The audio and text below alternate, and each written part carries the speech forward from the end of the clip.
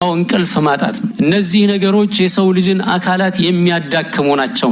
ሐዘን የሚባለው ብዙ ጊዜ ባለፈ ነገር ላይ ነው የሚመጣው። ሐዘን ሲባል የሰው ልጅ በህይወቱ ውስጥ ያለፉበትን ነገሮች ሁሉ ያስታወሰ የሚከነከንበት የሆነ ባህሪ ነው።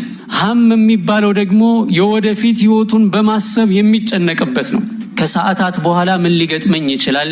ከደቂቃዎች በኋላ ምን ሊገጥመኝ ይችላል?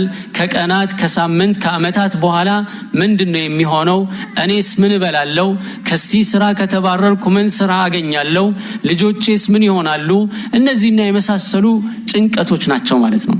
አላህ ሱብሓነሁ ወተዓላ ይህንን ባህሪ በሰው ልጆች ላይ ሲያደርግ እንደ ብርታታቸውና እንደ ጥንካሬያቸው ደግሞ አላህ ሱብሓነሁ ወተዓላ አጅርን አዘጋጅቶላቸዋል ማለት ነው። በዓለማችን ዛሬ ሰዎች ህይወታቸውን ከሚያጠፉባቸው ዋነኛው ነገር ጭንቀት ነው።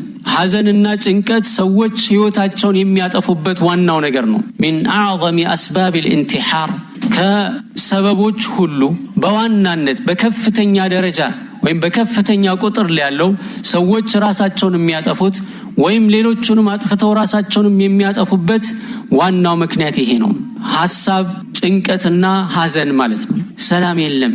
በአላህ Subhanahu Wa Ta'ala ካላመነ በተለይ አላህን Subhanahu Wa Ta'ala የማይፈራ ከሆነ ይህ አይነቱ ህይወት እንደሚገጥመው ምንም ጥርጥር የለውም።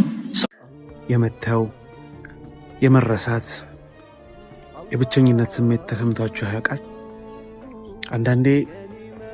አንዳንድ ጉዳዮችን ለማንም መናገር ይከብደናል። ብንናገረው ማንም አይረዳንም ብለን እናስባለን። በውስጣችን እንብሰለሰላለን። ማን እንደሚያግዘን እናጣለን። ኢብኑል ቀይም ረሕመቱላሂ ዐለይሂ እንደሚናገሩት ንግግር አላቸው።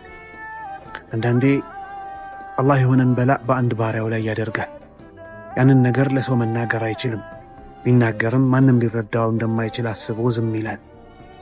ታዲያ አላህ ይህንን የሚያደርገው ከዛ ባሪያ ልብ በማንም ላይ እንዳይንጠለጠል ወደ አላህ እንዲዞር ፈልጎ ነው ይላሉ ኢብኑል ቀይም።